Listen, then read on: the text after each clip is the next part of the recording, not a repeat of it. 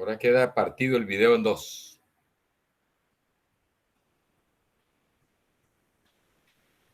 Bien, entonces vamos a presentar acá.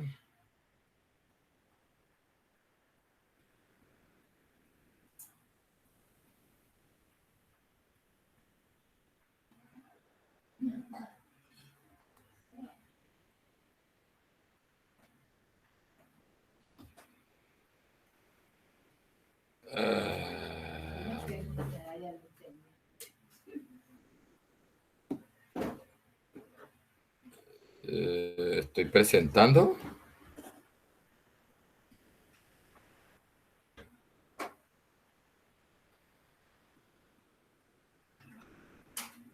No se ve la de la, no sé, no veo. Un momentico, a ver en qué red estoy conectado con. Ah, ya. Es que como ahora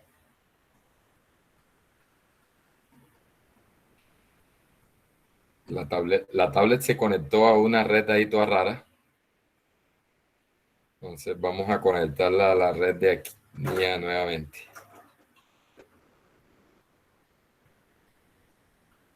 Bien, ahora creo que sí.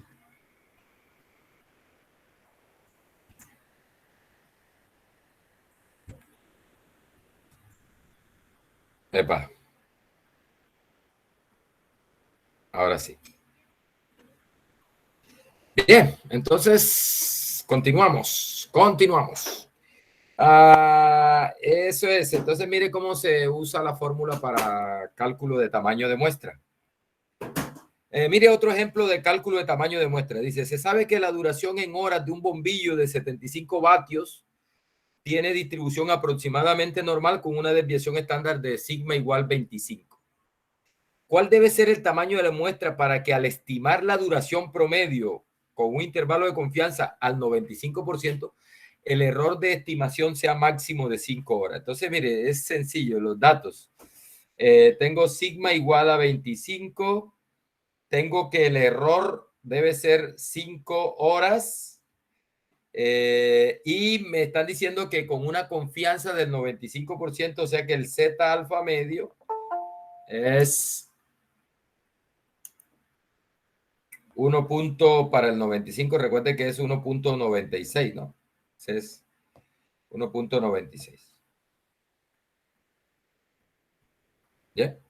Entonces, listo, aplique la fórmula, ¿no? N igual 1.96 al cuadrado por el sigma al cuadrado, o sea, 25 al cuadrado, sobre el error al cuadrado, sobre 5 al cuadrado.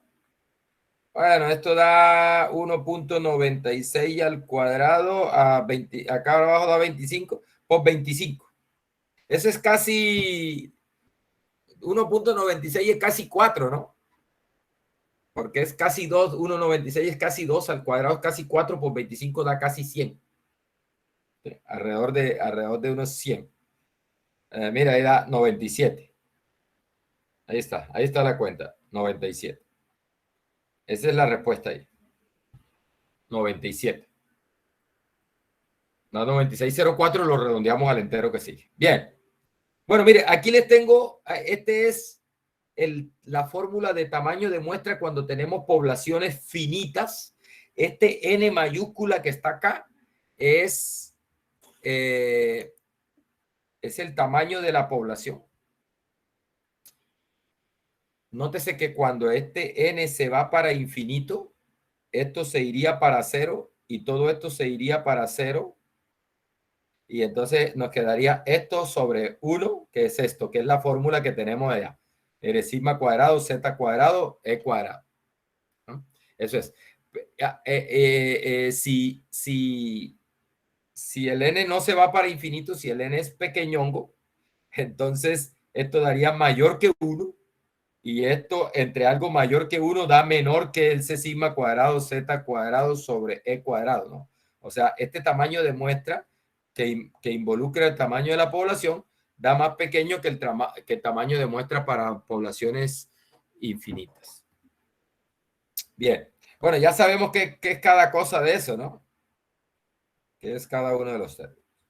Aquí hay un ejemplo, no voy a simplemente reemplazar en la receta, en la fórmula. Un ejemplo ahí se los dejo. Bien, intervalo para la media de una población normal cuando se desconoce la varianza. Bien, cuando se desconoce la varianza.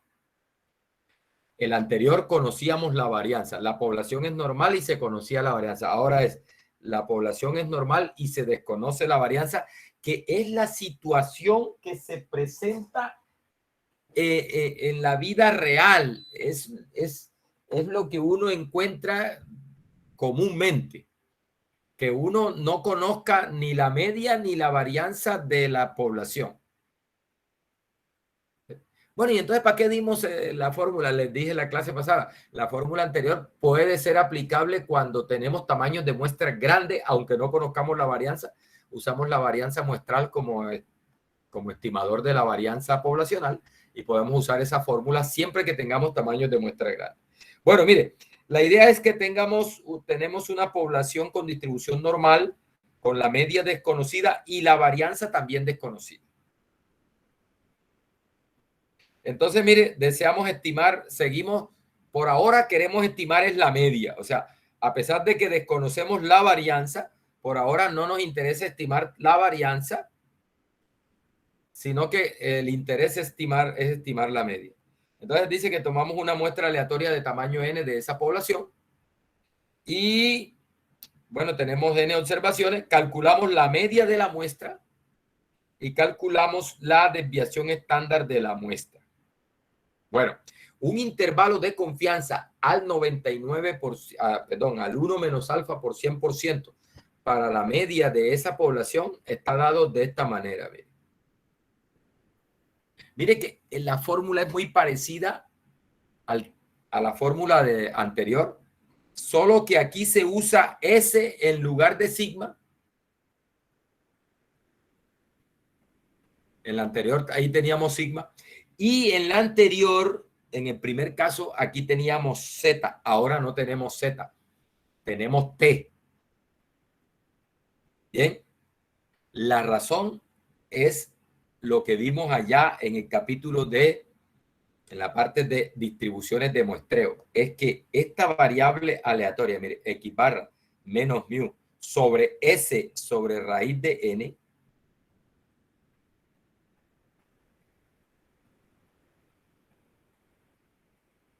sigue una distribución T con n-1 grados de libertad. Es decir, que cuando no conocemos aquí la varianza, esta estadística sigue una distribución T con n-1 grados de libertad. Muchachos, para llegar a esta fórmula es lo mismo que hice en la clase de ayer. Conseguir dos valores que en este caso son estos valores. Mire, el T alfa medio n-1. Este n-1 son los grados de libertad. ¿Oyeron? Que la T tiene un parámetro que se llaman los grados de libertad, que para este caso son n-1. Entonces, la idea es conseguir dos valores que en la campana de la T nos dejen el centro 1 menos alfa y en las colas alfa. O sea, alfa medio en cada cola. Y listo. A partir de ahí empezamos a hacer operaciones hasta aislar al mu en el centro y me quedan los dos extremos de esa forma. Lo que cambia acá es que ya la distribución no es normal, sino que es una T con n-1 grados de libertad, donde n es el tamaño de la muestra que tenga. Entonces, esta es la fórmula para, mire, aquí dice, bueno, la media, tenemos que calcular la media de la muestra, calculamos la desviación estándar de la muestra, buscamos este valor en la tabla de la distribución T o con R, con el QT, y este es el tamaño, el tamaño de la muestra, el N, tamaño de la muestra. Se hacen esas operaciones y listo, esa es la receta. Bueno, ya saben que en este caso, estos valores, este valor es ese valor es el valor que nos deja aquí en esta colita, nos deja alfa medio. Por acá está el simétrico que me deja lo mismo, alfa medio. Y aquí en el centro me queda 1 menos alfa. Ese es ese valor aquí. Acá está el negativo de este, ¿no? Este valor lo buscamos con QT. O lo buscamos en la tabla de la distribución, en la tabla que traen los libros en la parte de atrás de la distribución T. ¿Sí? ¿Listo? Eso es. Mire lo que dice acá. Vamos a ver un ejemplo. Dice, se llevan a cabo pruebas con la resistencia a la compresión del concreto. Para ello se examinan 12 especímenes y se obtienen los siguientes datos. Aquí, mire que aquí me están dando los datos. Es una muestra de tamaño 12. ¿Sí? Me están dando. Y mire que el ejercicio en ningún momento me dice cuánto es la varianza de de la población de donde se extraen esa muestra. No dice, construye un intervalo de confianza al 95% para la resistencia promedio. ¿Sí? Entonces, en este caso, como no conocemos la varianza, entonces usamos el procedimiento con la distribución T. ¿Qué tenemos que hacer? Calcular la media de la muestra, me dio 2259.91, la desviación estándar muestral, busco el valor de la tabla T, es 2.20, y el N es 12, y reemplace en la fórmula. Y listo. ¿Sí? ¿Qué cuentas hay que hacer aquí? Mire, primero calcular la media y la desviación estándar de la muestra, de estos datos. Entonces hay que hacer esta operación fácil. Mire, la operación es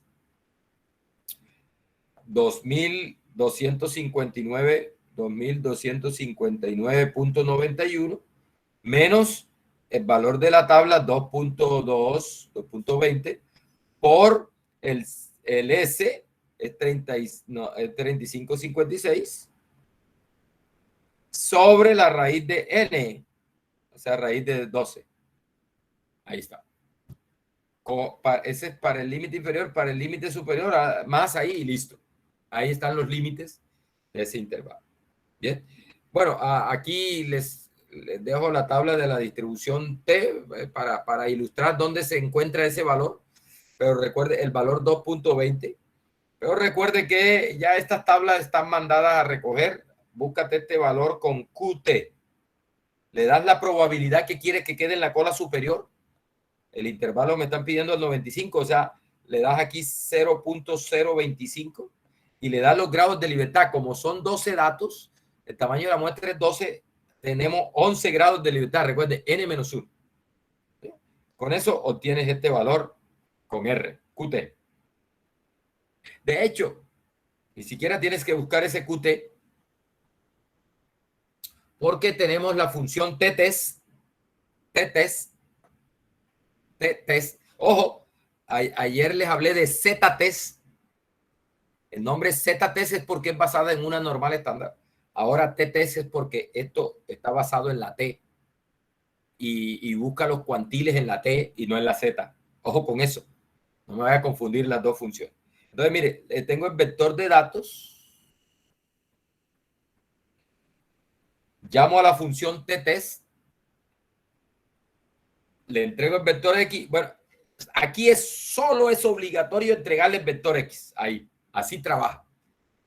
Esto que coloqué aquí es para recordar que tú puedes cambiarle el nivel de confianza, si quieres, con ese argumento, conf.level, y le das la probabilidad, o sea, el alfa, el 1 menos alfa. Ahí le das el 1 menos alfa. Alfa es 0.05 para 1 menos alfa a 0.95. Listo, el nivel de confianza y listo. Si te dan los datos resumidos, que puede ser, no conozco una función en R que te calcule esta prueba T con datos resumidos. No la conozco. Entonces, ahí toca pues, hacerla como a pulmón, así, calcularla manualmente. Si te dan los datos resumidos, no tengo una T-sum. No tengo una T-sum test. Bien, mire la salida. En este caso, nosotros vamos a mirar esta parte de acá por ahora. Ahí está, mire, el límite inferior, el límite superior del intervalo. ¿Sí? Aquí te da la media de los X. Mire que efectivamente es 2259.917. Ahí está. Bien. Intervalo de confianza para la diferencia de dos medias. Esta sí que es importante. ¿Por qué? Porque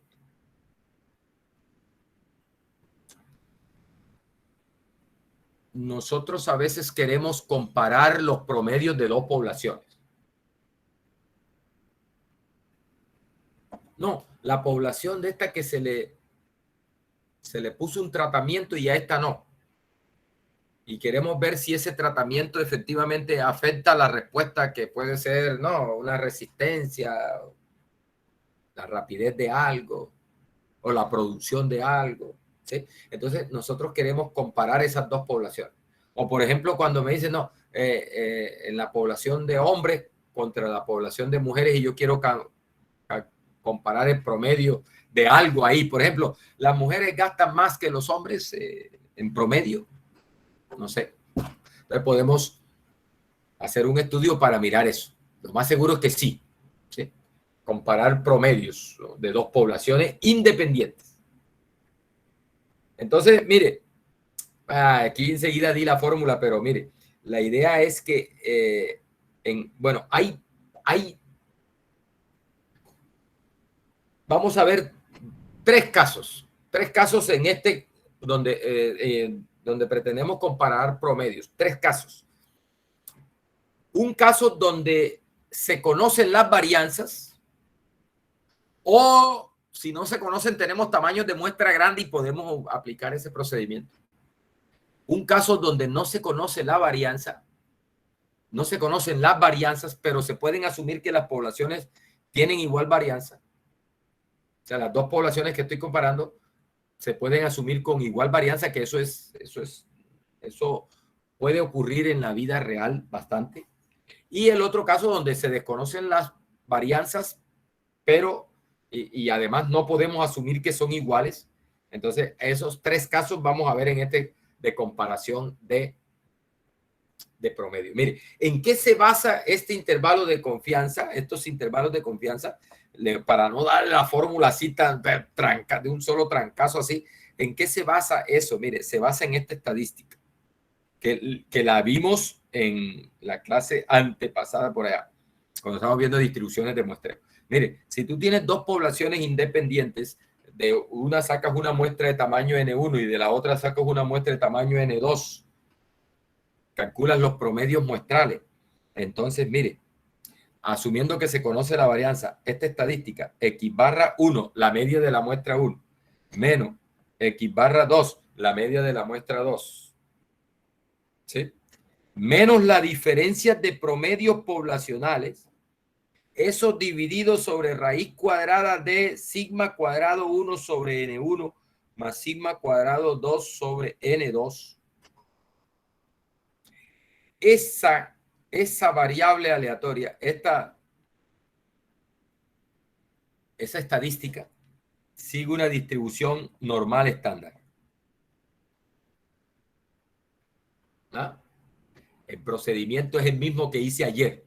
Buscamos dos valores que me dejen en 1 menos alfa en el centro y alfa en las colas, y empezamos a manipular hasta aislar a este mu1 menos mu2. Y de ahí sale la fórmula que le voy a mostrar ahora. Listo. Y la otra que vamos a usar es esta. Mire, la otra que vamos a usar es esta.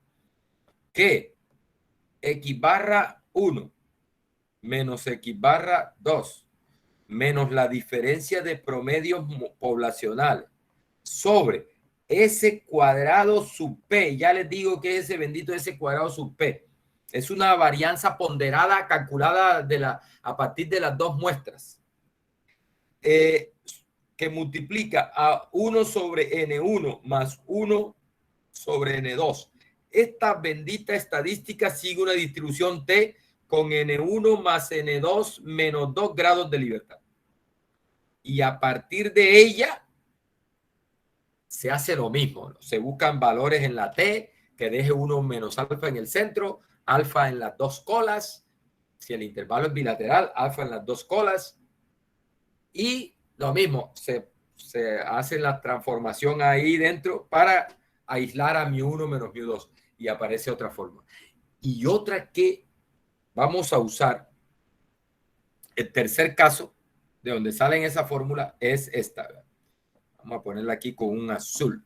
Mire, x barra 1 menos x barra 2 menos la media 1 menos la media 2 sobre raíz cuadrada de s cuadrado 1 sobre n1 más s cuadrado 2 sobre n2. Mire que se parece a esta, solo que aquí están las varianzas muestrales. Bueno, este fue un problema que estuvo abierto por un poco de tiempo en estadística hasta que vino un señor de apellido Welch y propuso una solución que es la que está ampliamente aceptada acá. Es que esto tiene aproximadamente, ojo, eso es una distribución que no es exacta, sino que es aproximadamente T con B grados de libertad, donde este B es lo complicado acá. Ese B es una fórmula toda maluca que ya no me acuerdo, ahora se la muestro. O sea, cambian los grados de libertad. Cambian los grados de libertad. Es una T, pero aproximadamente una T con unos grados de libertad corregidos y ya le voy a mostrar cuál es la fórmula para los grados de libertad. Listo. Esas son las tres estadísticas que utilizamos para deducir los intervalos de confianza en esos tres casos. Recuerde, primero, comparación de los promedios de dos poblaciones normales cuando las varianzas se conocen. Segundo, comparación de dos promedios muestrales, de dos promedios poblacionales, de los promedios poblacionales de dos poblaciones normales independientes cuando las varianzas se desconocen, pero podemos suponer que son iguales. Y tercero, comparación de promedios de dos poblaciones normales con varianzas desconocidas, pero no podemos asumir que son iguales. ¿Sí? Esos son los tres casos para comparación de promedios. Entonces, mire, la fórmula en el primer caso es, mire, aquí tenemos x barra 1 menos x barra 2, z alfa medio. Ojo, este es el percentil en la distribución T, perdón, en la Z, que nos deja alfa medio en la cola superior, 1 menos alfa en el centro. Mire, ahí está la raíz cuadrada esta es la desviación estándar de la diferencia. ¿Sí? Que ese valor que está en el denominador acá, mire, este valor. Listo. Ahí está la diferencia de promedios y acá en el límite superior la diferencia es que aquí es con más, acá es con menos. Esa es la forma. Este es el límite inferior y este es el límite superior. Bien. Mire, una observación. Dice, si las varianzas poblacionales no se conocen, pero los tamaños de muestra son grandes, podemos usar las varianzas muestrales en la fórmula esta, aquí. Podemos usar las varianzas muestrales. Ojo, tamaños de muestra grandes. Eso es, ahí se aplica el teorema del límite central. Que eso converge en distribución a una normal estándar. Por eso podemos usar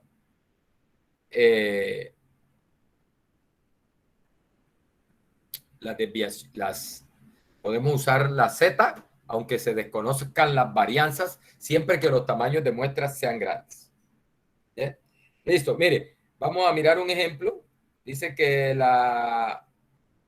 se utilizan dos diseños de producción para fabricar ciertos productos. Dice, el tiempo promedio requerido para producir el producto utilizando el viejo diseño fue 351 días, 3 días y medio más o menos, con la desviación estándar 79. Dice, y el nuevo diseño requirió un promedio de 3.32 días con un S de 0.73. Dice, se utilizaron muestras iguales de 150 en ambos diseños. Es decir, mire el tamaño de la muestra, 150 en ambos diseños. O sea, 150 en el diseño de producción 1 y 150 en el diseño de producción 2. O sea que los tamaños de muestra son grandes. El problema no te está dando los sigmas. pero como tenemos tamaños de muestra grandes, la observación esta observación, eso es lo que dice. Dice, mira, puedes usar estos S como los sigmas. Y no hay problema con eso. Dice, obtengo un intervalo de confianza al 99% para la diferencia media del proceso viejo menos media del proceso nuevo. Y me preguntan aquí, ¿qué diseño debe usarse? Bueno, oiga muchachos, mire, aquí tenemos todo lo que necesitamos. Mire, el promedio muestral es 351. El X-1, 351. El X-2, 332. El S0, el S1, 079. El S2, 073. El N1 igual a N2 igual a 150. Y como es al 99%, búscate en la tabla o pídele a R que te dé el valor que te deja el 99% en el centro. O lo que es lo mismo, el 1% en las dos colas, o lo que es lo mismo, 0.005 en la cola superior. ¿Listo? Y reemplazas, aplicas la fórmula y reemplazas. Sin embargo, yo te voy a mostrar cómo se hace con R, con la función ZZoomTest. Eso era lo que les decía la clase pasada. Que voy a ir, bueno, un momentico, voy a ir cargando aquí kaggle.com para que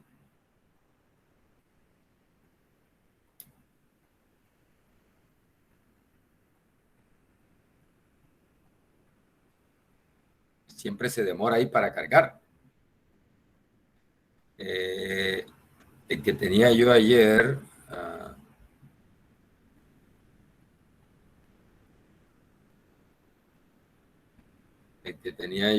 que estaba trabajando ayer,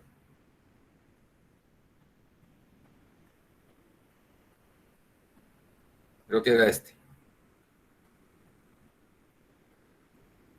Voy a editar voy a trabajar aquí.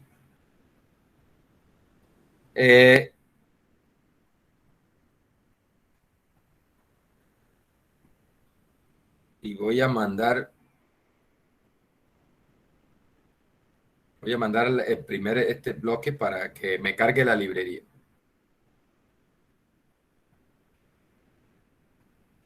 Ahí está. Vamos a ahí, mire.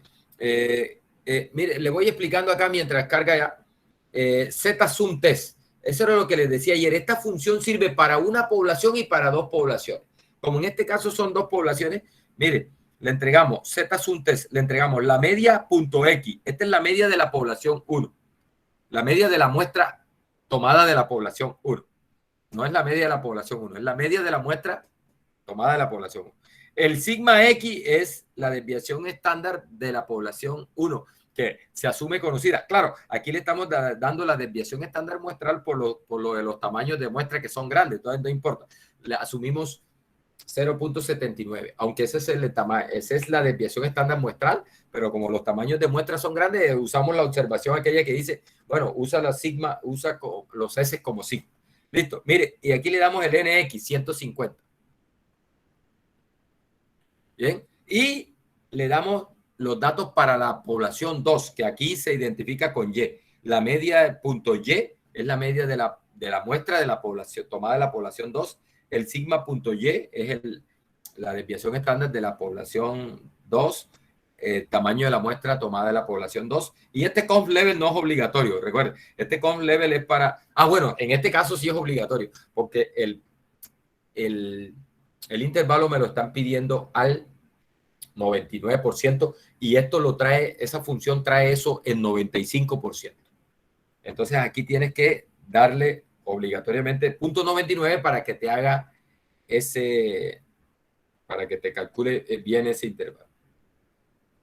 Entonces, mire, vamos a ver aquí. Yo creo que yo tengo eso por aquí.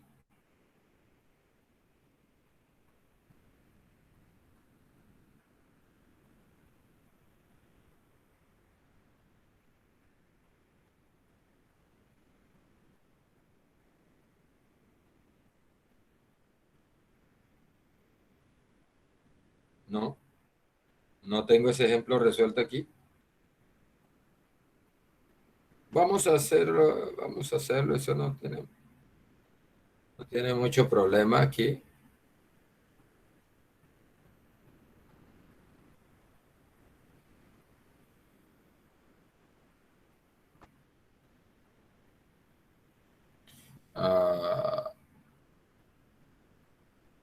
Esto aquí se vuelve como canzoncito trabajar aquí en esta cosa.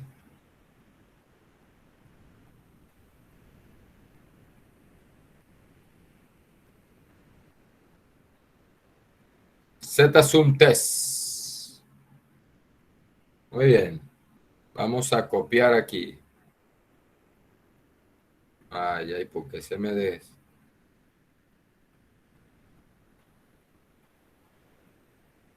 No me da el menú para copiar. Creo que es aquí. Copiar ahí. Vamos a llevárnoslos para acá.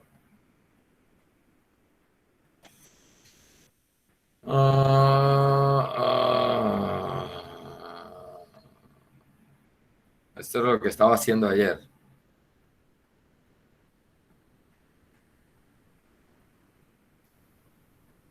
Aquí. Ahí está, mire. Z-Zoom test. Uy, no quedó. Quedó Z-Zoom.test. Ahí. Z-Zoom.test. Entonces, mire, la media de la población 1. La media de la población 1. 351.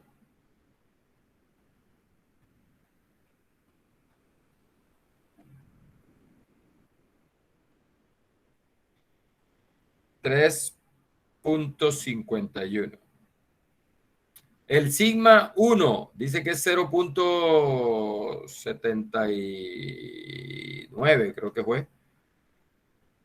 0.79.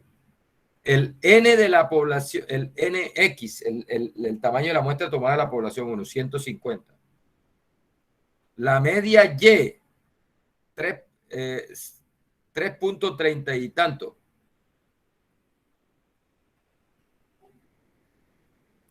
Dice que es 3.32.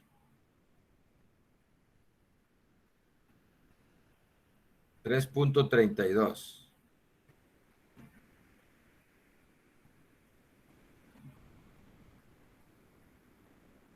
Tiene unas cosas aquí. 3.32. Vamos a tener que darle un enter aquí para que se pase acá, poder editar ahí. Ahí. Se desconectó la tablet. Bendito Dios. Ya va.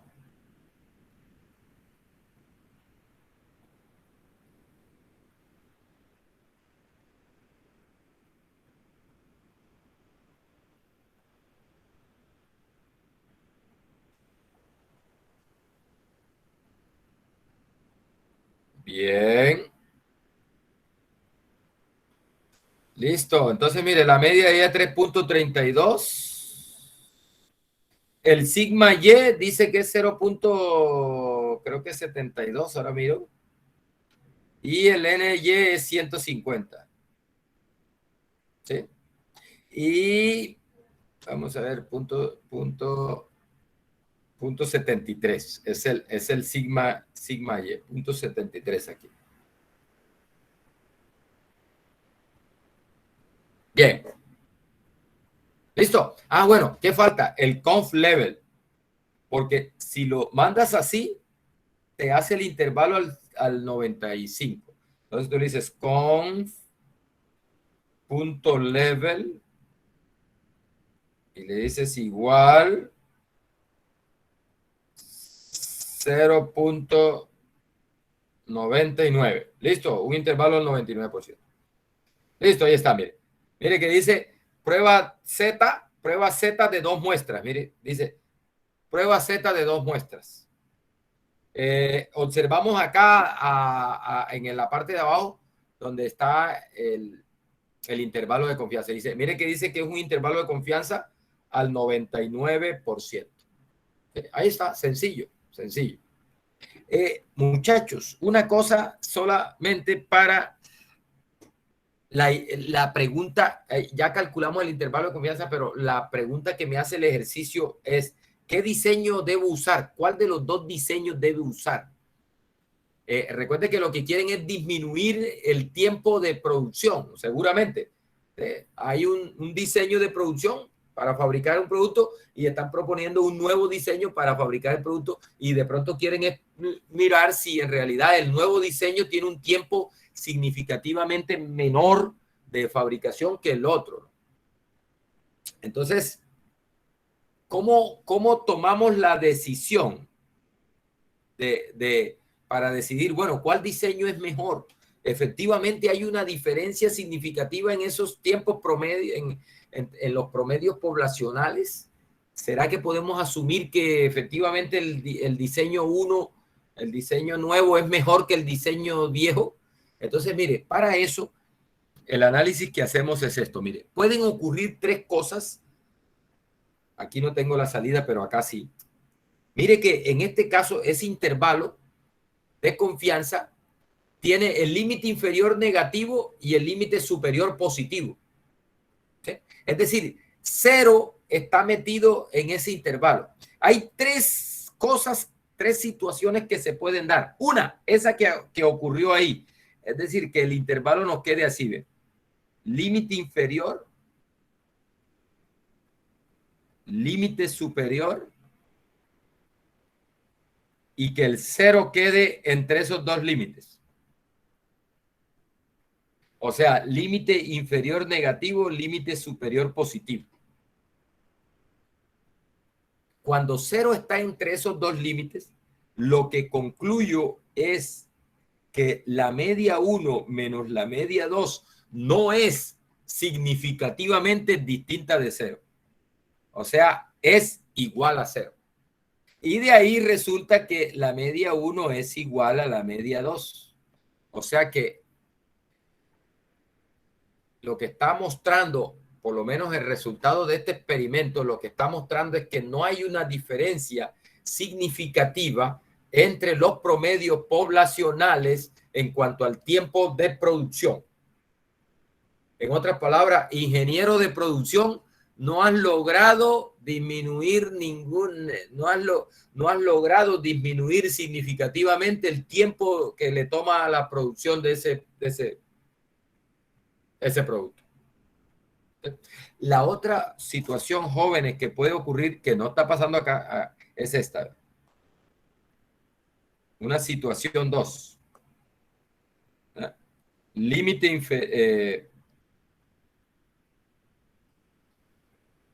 inferior, límite superior y el 0 está por acá. Es decir, ambos límites positivos. Cuando eso ocurre, recuerde que aquí esperamos encontrar a μ1 menos μ2. Es decir, concluimos que μ1 menos μ2 es significativamente mayor que 0. Y por lo tanto, concluimos que μ1 es mayor que μ2. O sea, podemos concluir que en este caso la media de la población 1 es menor que la media de la población 2. Perdón, mayor. Listo. La otra situación, ya pueden imaginar cuál es. Vamos a pasar esto para acá. Vamos a copiar.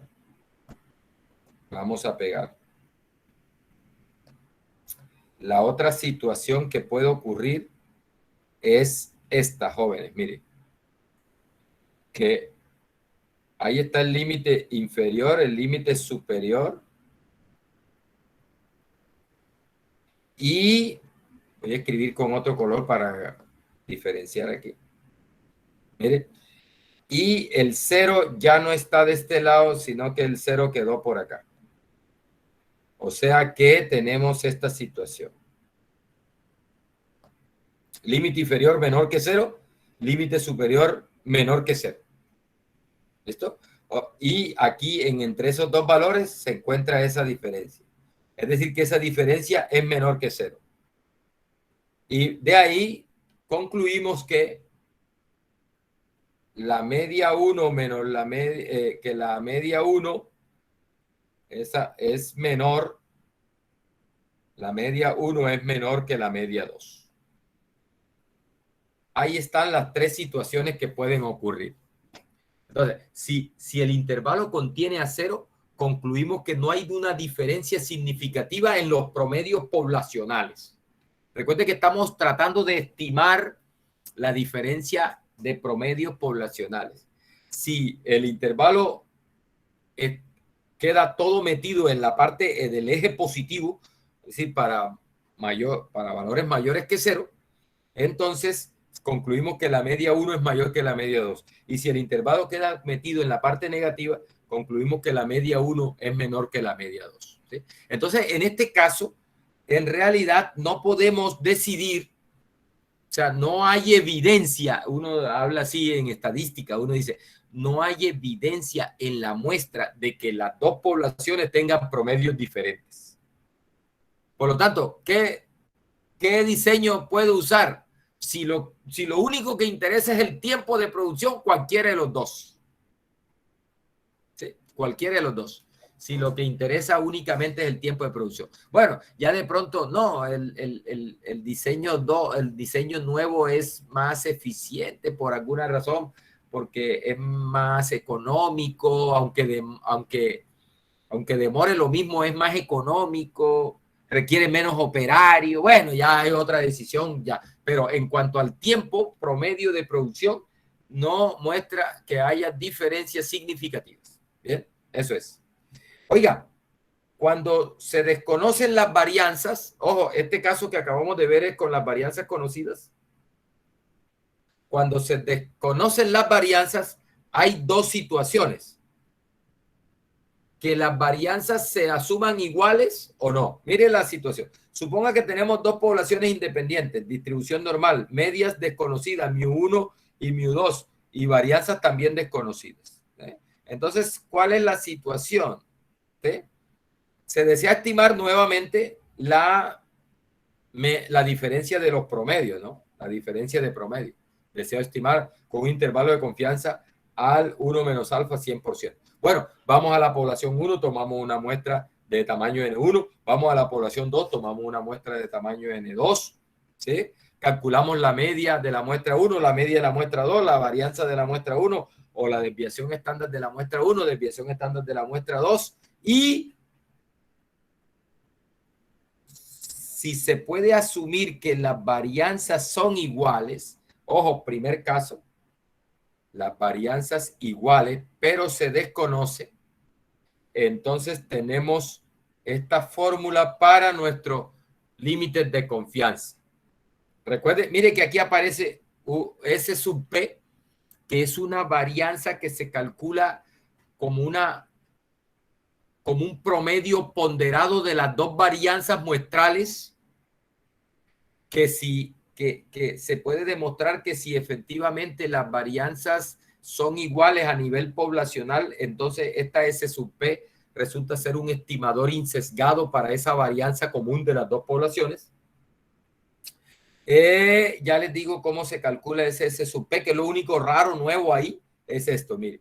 La S sub P, mire, se calcula así. N-1, N1 menos 1, o sea, tamaño de la muestra 1 por la varianza de la muestra 1, más tamaño de la muestra 2 por la varianza de la muestra 2 sobre N1 más N2 menos 2. Mire que es un promedio ponderado con los tamaños de muestra menos 1 como pesos.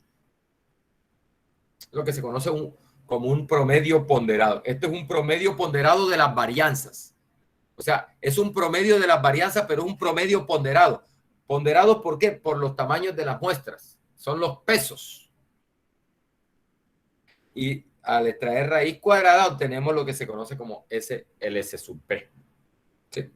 Lo demás ya usted sabe qué es. Mire, lo demás en esta fórmula sabe que media de la muestra 1, media de la muestra 2, valor en la T, valor que en la T nos deja 1 menos alfa en el centro con B grados de libertad, donde los grados de libertad se calculan de esta forma. Mire, N1 más N2 menos 2.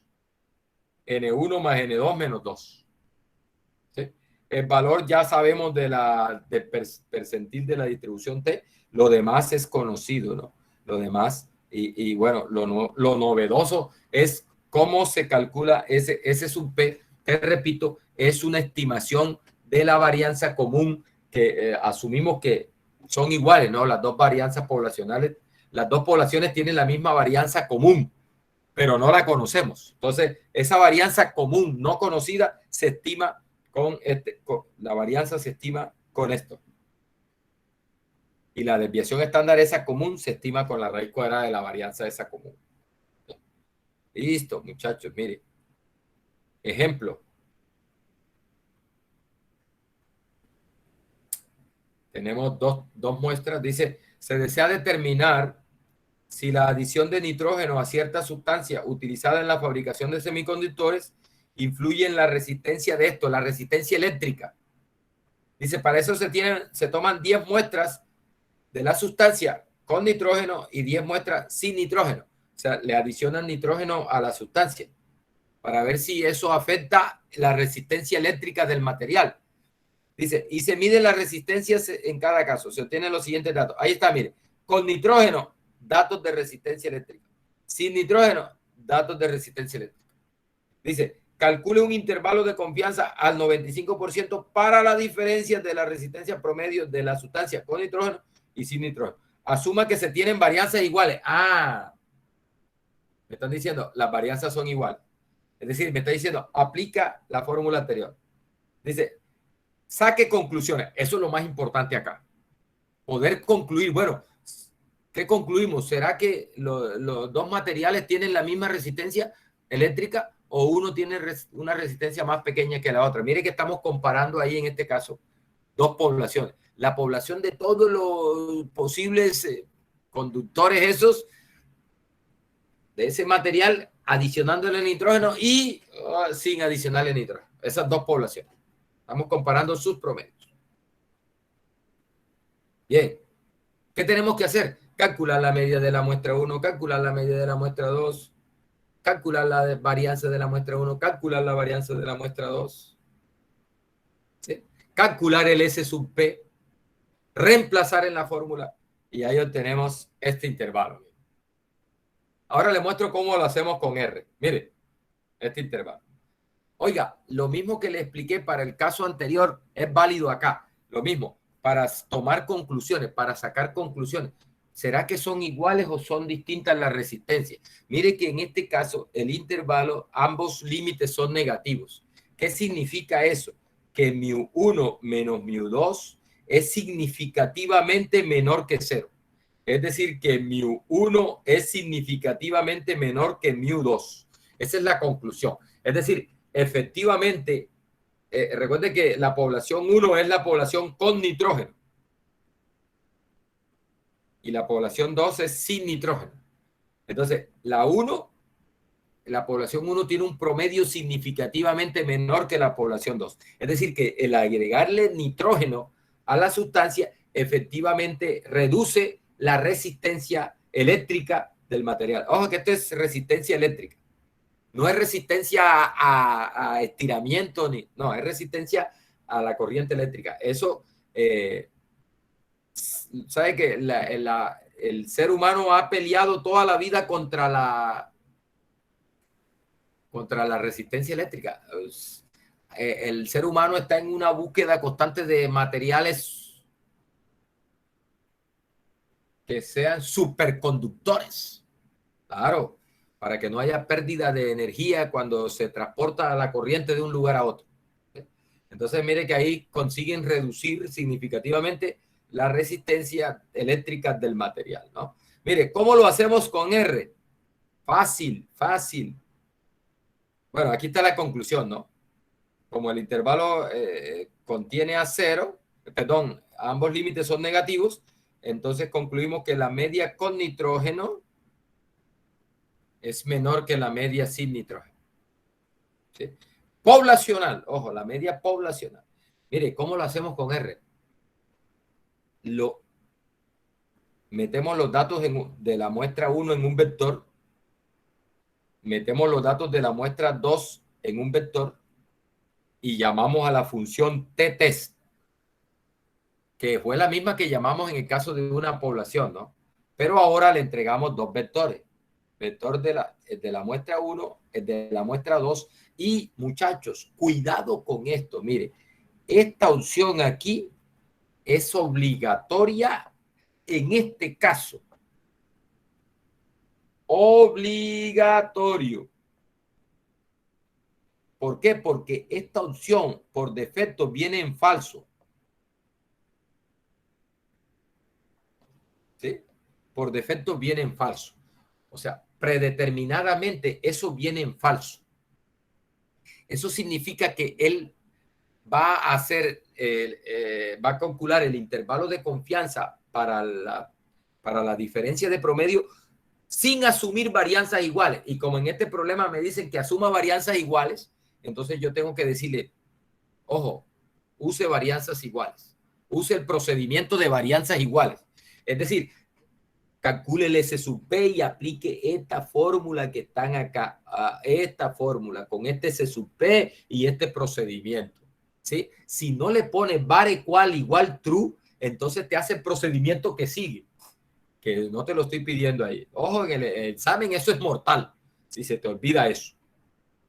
Porque él usa fórmulas distintas, dependiendo si se puede asumir varianzas iguales o no.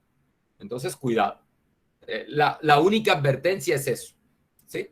Que usemos aquí, si me dicen que use, que suponga que las varianzas son iguales, hay que decirle que hay que ponerle esto en true, porque por defecto viene en falso.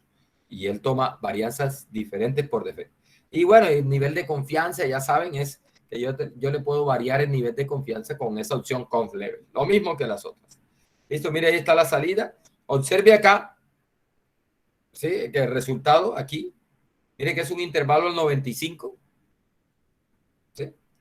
Y mire que ambos límites son negativos, entonces concluimos que mu1 menos mu2 es menor que 0. O sea que mu1 es menor que mu2. Mire, cuando las varianzas son distintas y además desconocidas. Ojo que en el caso anterior son desconocidas, pero podemos asumir que son iguales, ¿no? O sea, la población 1 tiene la misma varianza de la población. Ahora, son desconocidas, pero no podemos asumir igualdad de varianza. Ya vemos, más adelante vamos a ver una prueba para eso, ¿sí? Para comparar las dos varianzas. A ver si podemos asumir iguales o no. Mire, la fórmula es esta, la misma fórmula que, bueno, la misma no, parecida a la fórmula anterior, solo que aquí ya no hay un S sub P, sino que aquí están las varianzas muestrales. Este fue lo que les dije hace un rato, que esto lo propuso este señor Welch, de apellido Welch, y es eso fue un problema que estuvo en estadística abierta, un problema abierto por mucho rato, y este señor Welch hizo esta propuesta y él buscó, demostró que la distribución de esa estadística, cuando se desconocen las varianzas y son distintas, es aproximadamente una T con unos grados de libertad corregidos acá.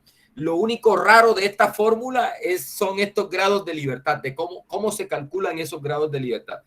Porque esta es la media de la muestra 1, media de la muestra 2. Esto es un valor que se saca de la distribución T, pero ojo con los grados de libertad. Ya les voy a mostrar varianza de la muestra 1, varianza de la muestra 2, tamaño de la muestra 1, tamaño de la muestra 2. Límite inferior, límite superior. ¿Ah? Pero aquí el problema es con este B. Mire cómo se calcula los grados de libertad. Mire cómo se calculan esos grados de libertad. Entre otras cosas, es el entero más cercano a esto, porque esto no siempre da entero. Esta es la varianza de la muestra 1, varianza de la muestra 2, tamaño de la muestra 1, tamaño de la muestra 2. O sea, se hace ese cociente, se suman y se eleva al cuadrado. Y acá, varianza de la muestra 1, tamaño de la muestra 1, se hace el cociente, se eleva al cuadrado y se divide entre n-1. Una fórmula bastante fregada ahí, es difícil de uno aprenderse. S cuadrado 2 sobre n2, eso se eleva al cuadrado dividido. Bien, se hace esa cuenta y esto serían los grados de libertad. Para el caso que haya que buscar en la tabla, se busca con el entero más cercano. Esto da un número, buscas el entero más cercano. Y buscas entonces con esos grados de libertad.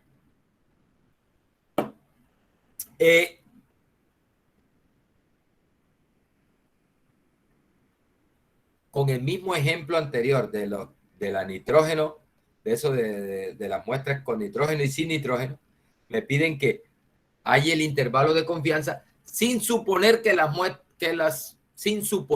varianzas son iguales.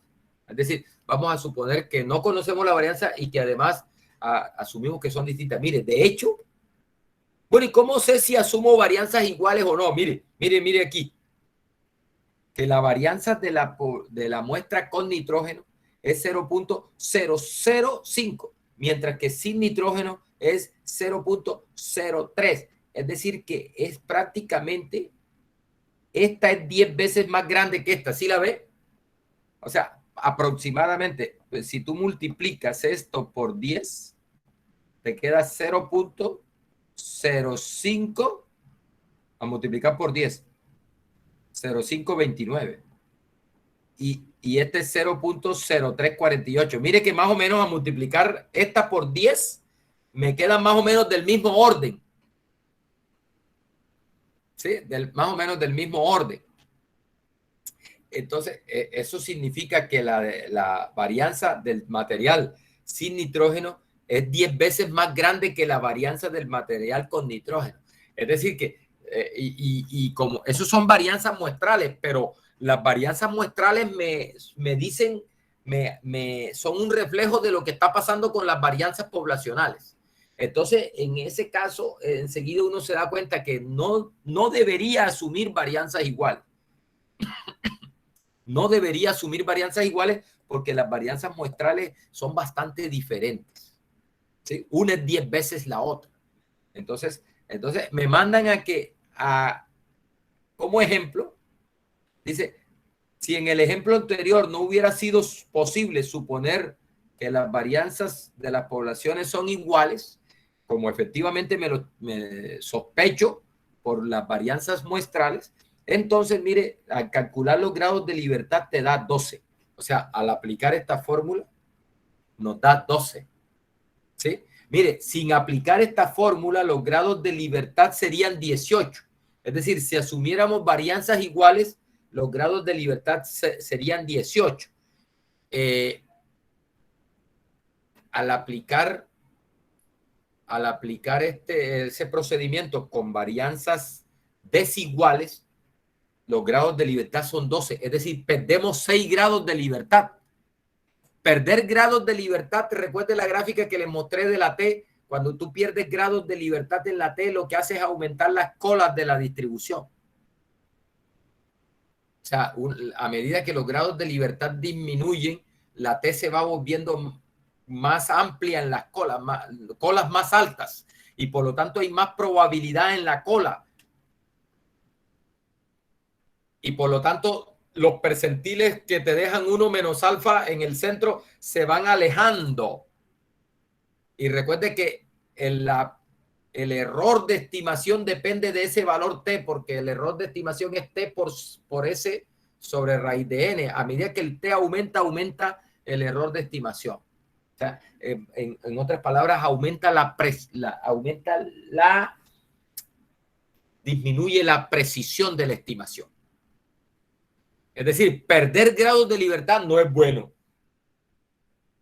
Perder grados de libertad no es bueno, porque se pierde precisión en las estimaciones. Pero ese es el costo que hay que pagar por no poder asumir varianzas iguales. ¿Listo? 12. ¿Listo? Bueno, ahí buscamos el valor en la tabla y se calcula el intervalo de confianza de esta forma. De igual manera, mire ambos límites negativos, o sea que la conclusión sigue siendo la misma. O sea que la media del material con nitrógeno es significativamente menor que la media del material sin nitrógeno.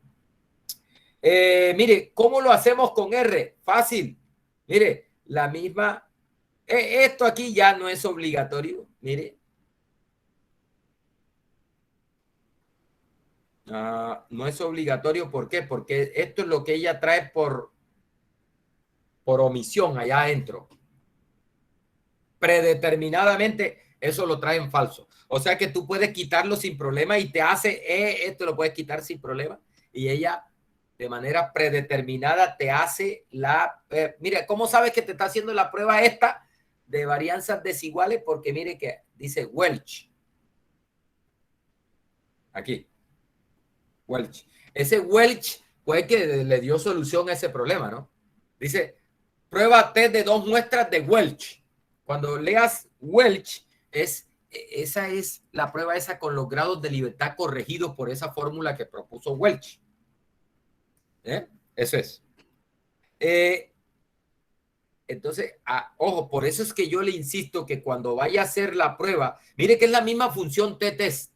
Cuando vaya a hacer la prueba para varianzas iguales, muchachos, cuidado, aquí tienen que cambiar esto por true. Ahí tiene que cambiar eso por true. Listo, mire, ahí nos da el intervalo de confianza. Ambos límites negativos. Recuerde, si ambos límites son negativos, eso significa que la diferencia es negativa y por lo tanto μ1 es menor que μ2. Bien. Mire, aquí les dejo para que usted me averigüe. Son las mismas fórmulas, lo único que cambia es el alfa, que ya no es alfa medio, sino alfa, y es la límite superior de la misma manera, el límite inferior se calcula de la misma manera que los límites bilaterales, solo que se cambia el percentil, ya no con alfa medio, sino con alfa en la cola superior. Para los intervalos unilaterales.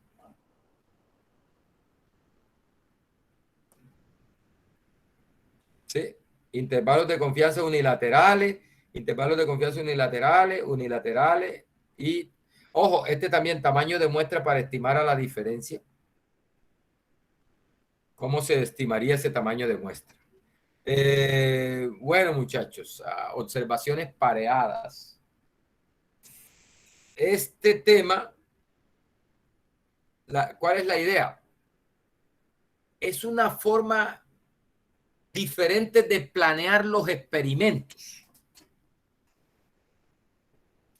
Mire este ejemplo típico de muestras pareadas. Dice, en un estudio acerca de la eficiencia del ejercicio físico en la reducción del peso, un grupo de 16 personas se inscribió en un programa de ejercicio físico por un mes y mostraron los siguientes resultados. Es decir, están probando una rutina, por ejemplo, una rutina de ejercicios con el fin de disminuir el peso del grupo de personas. Mire, dice que hay un grupo de 16 personas que se inscribió en el programa y empezó a hacer esta rutina.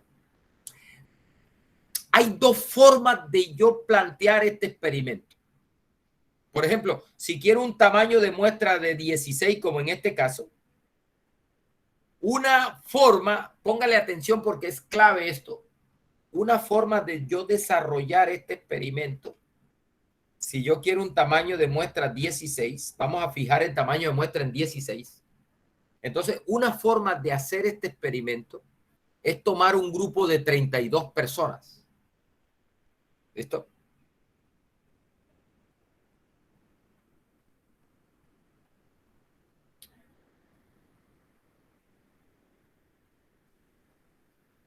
Y a ese grupo,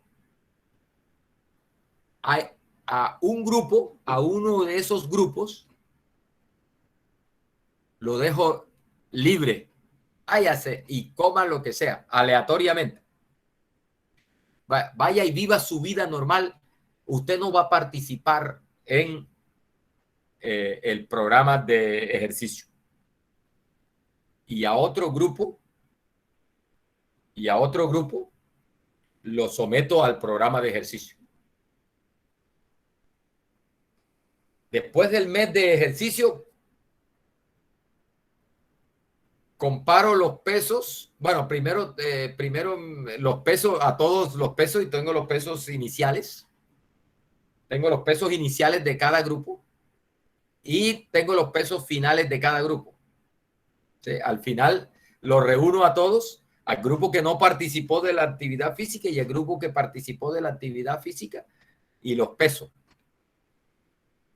Y tengo la diferencia en pesos del grupo que no participó de las actividades estas, de las rutinas esas, y tengo las diferencias en pesos del grupo que sí participó. ¿Listo? Y puedo hacer una comparación usando la prueba T que acabamos de ver, de comparación de los promedios, a ver si la diferencia de peso promedio del grupo que no participó en los ejercicios es igual a la diferencia en peso promedio del grupo que sí participó. ¿Listo? ¿Qué problema hay con ese experimento planeado de esa manera? Aparentemente se ve bien, ¿no? Se ve bien. Pero ¿qué problema hay con ese experimento planeado de esa forma? Hay una dificultad con ese experimento. Suponte que por cuestiones meramente de el azar, por cuestiones meramente aleatorias, el grupo que no participó de la rutina esta es un grupo de personas muy activas desde el punto de vista de la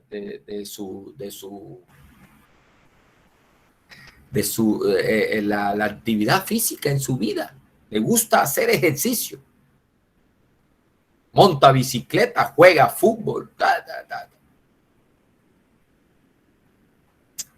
Mientras que desafortunadamente el grupo que quedó participando de esto es un grupo muy indisciplinado y además es indisciplinado con la comida también, con la cuestión de la alimentación. Desafortunadamente quedaron así y además tú sabes que el peso está determinado de manera genética también. O sea, yo escuchaba a un médico que decía, mire, el peso tuyo depende de dos cosas, básicamente de dos cosas, de lo que comes y de la genética. Perdón, de tres cosas. De lo que comes, de lo que gastas en energía y de la genética. O sea, que uno está predeterminado genéticamente a ser gordo. O no. Hay personas que comen y comen y comen y no engordan. Esa es la felicidad, ¿no? Genéticamente es. ¿Listo? Entonces, suponte que en este experimento, desafortunadamente, aunque fueron elegidos aleatoriamente, los que quedaron en el grupo que va a participar del ejercicio físico y de esa rutina nueva, son los más indisciplinados desde el punto de vista de la comida y los más genéticamente menos dotados. De tal manera eso se bebe un vaso de agua y aumentan 1 kilo de peso. Entonces, y vamos a hacer la comparación de resultados y resulta que apareció que los que se fueron y que no participaron de ninguna rutina y vivieron su vida normal por allá sin ir al gimnasio y sin nada, eso de allá resulta que resultaron menos pesados que los que estaban participando acá. Entonces podríamos llegar a la conclusión, no, ese ejercicio físico y esa rutina no sirve, de gimnasio eso no sirve para nada. Lo acabamos de demostrar experimentalmente. No, friegue haciendo ejercicio, ¿no? Lo cual sabemos que no es cierto, ¿no? O sea que cuando uno hace ejercicio, se ven los resultados. Yo soy un ejemplo de eso. Yo pesaba 90 y tantos kilos. Y un día fui a comprar camisas en diciembre. Salí con mi esposa por ahí, vamos a comprar la camisa del 24 y tal, el 24 y el 31, vamos a comprar la ropita del 31 y empiezo a buscar camisas y ninguna me venía. Las M me quedaban apretadísimas, es que eso el botón se reventaba y podía sacarle el ojo a alguno. Y las L me quedaban bien de acá de la barriga, pero acá arriba me quedaban todo embolsadas así. Y entonces fue cuando dije, esto se va a acabar, esta tortura no. Y me concienticé de que era necesario hacer ejercicio si no quería dejar de comer, que es lo que es más sabroso, ¿no? Eso es muy sabroso, ¿verdad? Comer lo que uno quiera, eso es sabroso. Entonces, si una de dos, o porque recuerde que depende de dos cosas, de lo que consumes, de lo que gastas y de la genética. Y yo genéticamente estoy predeterminado a ser gordo, entonces ahí solo tengo las otras dos variables, lo que como y lo que gasto. Entonces, si quiero comer lo que quiera, entonces tengo que gastar bastante energía y eso se gasta es haciendo ejercicio. Y me inscribí en el gimnasio y empecé. Tengo alrededor de 3 años de estar, sí, unos 3 años Ya van 2 de pandemia, como 2 años, unos 4 años, donde me concienticé y empecé a hacer la rutina de ejercicio normalmente, regularmente. Y he logrado bajar 20 kilos sin ninguna vaina rara de bebedizo raro ni nada de eso, y sin tanto desespero y eso. 20 kilos. O sea, yo llegué a pesar 90 kilos. Y ahí poquito a poco, sabroso. Ahora monto bicicleta. El día que llueve me voy para el gimnasio, y el día que no llueve salgo con mis amigos por ahí a montar bicicleta 70 kilómetros diarios, 80 kilómetros diarios, los sábados 100 kilómetros. Entonces, eso funciona, funciona. Listo. Y como lo que quiero, ¿no? No, es que una torta, venga para acá, ¿no? Es que procuro no meterle tanto azúcar por la vaina del azúcar y eso. Pero si me antojo una Coca-Cola, me la bebo. Si me antojo un jugo, me lo bebo. Una torta, me la como. Y voy y después quemo esas calorías. O sea, esa es la felicidad, que uno pueda comer lo que uno quiera, carajo. Bueno, el ejercicio físico sí funciona, pero en este caso, este experimento está resultando que no hay contradicción. Ojo, ¿cuál es la contradicción? Acá. Bueno, posiblemente sea un problema de diseño del experimento. Hemos dejado muchas variables que influyen sobre el peso libres al grupo de control, al grupo contra el cual vamos a controlar este grupo, vamos a comparar el grupo que ha estado participando. ¿Sí? Entonces, ahí hay un problema de aleatorización y de variables no controladas en el experimento. Por ejemplo, que se están confundiendo ahí con la variable esa, con la variable de pérdida de peso. O sea, no podemos sacar libre el efecto del ejercicio en este experimento. ¿Por qué? Porque hay muchas variables no controladas en el experimento. Por ejemplo, lo que le decía, la costumbre de las personas, los hábitos alimenticios de las personas, por ejemplo, el hábito de sueño de las personas. Hay una cantidad de cosas que el mismo sistema endocrino de las personas, la misma genética, una cantidad de cosas que no están bajo control. Entonces, en ese tipo de situaciones, hay un diseño del experimento que se conoce como el diseño en bloques. O, bueno, más generalmente en bloques. Acá, en este contexto, le llaman de observaciones pareadas, porque una misma persona entrega el dato antes de someterse al ejercicio, y a esa misma persona se le mide después de hacer el ejercicio. O sea, ya no voy a comparar el peso o el incremento en peso o la disminución en peso de dos personas independientes, sino que voy a comparar ese peso, pero en la misma persona. De tal manera que si hay diferencia en los pesos, no es por la costumbre de la persona, porque la misma persona es la que está entregando los datos, ¿no? Claro. No es por o sea, si hay diferencia en los pesos, o si no muestra diferencia en los valores de la variable peso, no es por los hábitos alimenticios, porque es la misma persona la que está entregando los datos. Es decir, de esa manera estamos controlando el efecto que puedan tener todas esas otras variables sobre la disminución o el aumento en peso.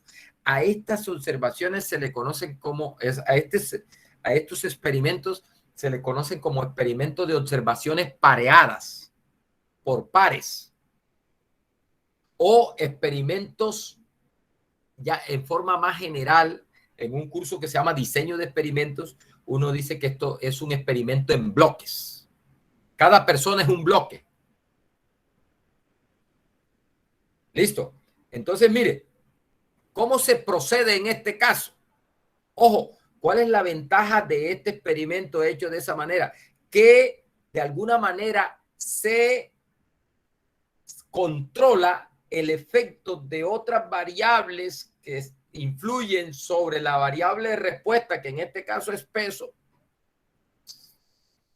está controlada porque está igual en ambos datos. O sea, este dato es de una persona y este dato es de la misma persona, con las mismas costumbres alimenticias, con las mismas costumbres de ejercicio, con las mismas costumbres de sueño, con las mismas costumbres de si come mecato o no come mecato. Sí, los dos datos.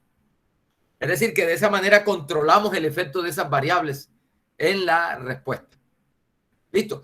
Esos experimentos diseñados de esa manera se conocen como experimentos de muestras pareadas. ¿Cómo procedemos para el análisis? Entonces aquí, mire, es sencillo. Tenemos que calcular las diferencias. Calculamos las diferencias. Y aplicamos una prueba T normal, que la que acabamos de ver de la primera que vimos después de que vimos tamaño de muestra hoy. Esa prueba T se le aplica a las diferencias. Ese es el resumen. Mejor dicho, prueba no. Ojo, intervalo de confianza basado en la T para una población. Ay, pero si son dos. No, es una sola, la de la población de diferencias. Mire que ya no hay dos poblaciones, en realidad hay una sola, la población de diferencias. Entonces, a esa muestra que viene de esa población de diferencias se le hace se le calcula un intervalo de confianza basado en la T. ¿Qué es lo que tenemos que hacer? Calcular las diferencias, mire. Aquí está cada persona y acá están las diferencias en peso de cada persona. Los que tengan valores negativos, pues que se perdió ese billetico. En vez de disminuir de peso, aumentó de peso. Estas aumentaron de peso. Este se mantuvo igual. Este tuvo una diferencia de 3, este le rindió bastante. ¿Sí? Por ejemplo, aquí hay 12 kilos de diferencia, 6 kilos de diferencia. Peso. Recuerden, peso antes menos peso después. Antes menos después. ¿Sí? Es peso antes menos peso después. ¿Sí? Si esto es mayor que 0, es que porque el peso antes es mayor que el peso después. ¿Sí? O sea que logró disminuir, ¿no? Antes pesaba más. ¿Sí? O sea, los que tengan valores positivos es porque lograron disminuir el peso. Antes pesaba más. Los que tengan valores negativos, se perdió esa platica. Y los que tengan 0, ahí se mantuvieron. ¿Listo? Entonces, mire, esas son las diferencias. ¿Qué hacemos con estas diferencias? Le calculamos el promedio de ellas y le calculamos la desviación estándar de ellas y buscamos en la T con, en este caso, 16 grados de libertad, 15 grados de N-1. Mire que en realidad hay 30 y tantos, 32 datos, pero en realidad, como no estamos trabajando con muestras independientes, sino que estamos trabajando con las diferencias, lo que tenemos son 15 grados de libertad. ¿Sí? 15 grados de libertad. ¿Listo? Y calculamos la media de las diferencias, la desviación estándar de la diferencia y le aplicamos un intervalo de confianza para una T como ya aprendimos hace un ratico. Mire, esta de barra es la media de las diferencias. Esta es la desviación estándar de la diferencia. Este T se busca en las tablas de la T y este es el número de datos, número de personas que participan. No es el número de datos, es el número de parejas o el número de diferencias. ¿Listo? Y eso es.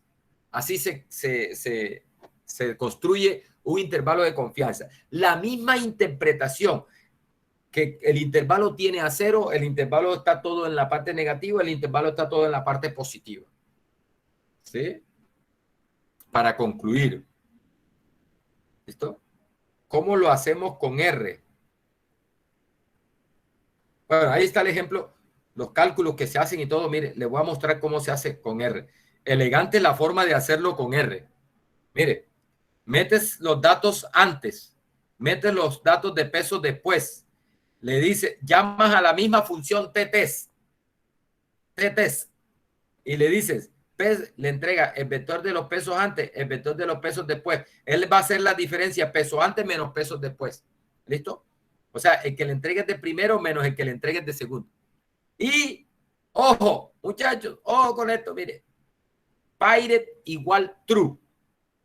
Pirate igual true. Es decir, hay que decirle que las muestras son pareadas, que son muestras pareadas.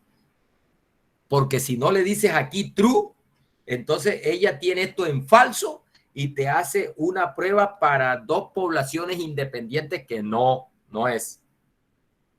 Porque estas son observaciones pareadas. No son muestras independientes. No son independientes porque están tomadas en el mismo individuo. Entonces mire que acá en la salida dice Paired T-test. Prueba T pareada, ¿no? Prueba T pareada. Y bueno, ahí muestra el resultado, mire. Epa, mire, el intervalo está todo en la parte positiva. Recuerde, interpretación de esto. La media poblacional de los pesos antes de someterse al ejercicio menos la media de los pesos después de someterse al ejercicio es mayor que cero. ¿Por qué? Porque todo el intervalo, eso significa que la media antes es mayor que la media después. O sea, antes pesaba más. O visto de otra manera, la media después es menor que la media de antes de someterse al ejercicio. O sea que pesa menos después. Efectivamente, sí se logra reducir el peso de esa manera. Jóvenes, les voy a dejar aquí, mire.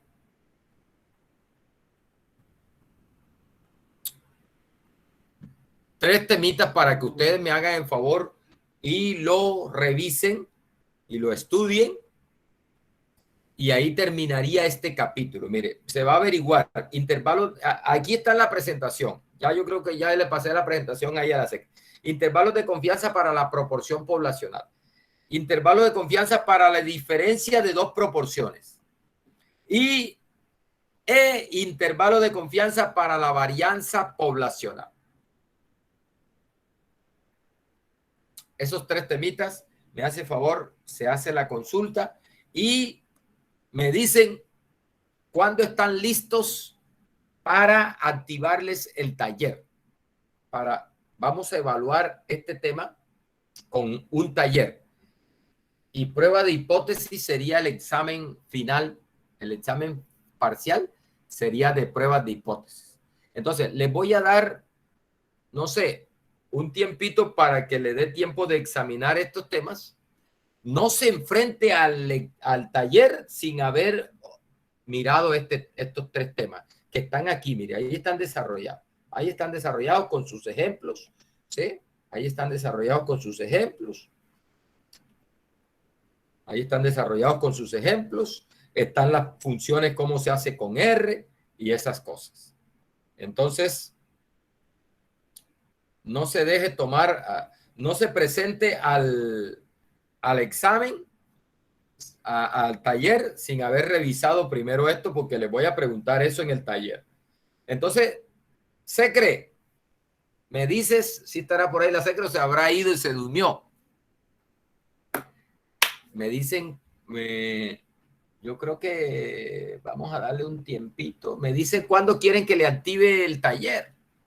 Vamos a activarle ese taller a partir del próximo lunes. A partir del próximo lunes. Taller activo. 3 intentos, máxima nota de los 3 intentos. ¿Sí?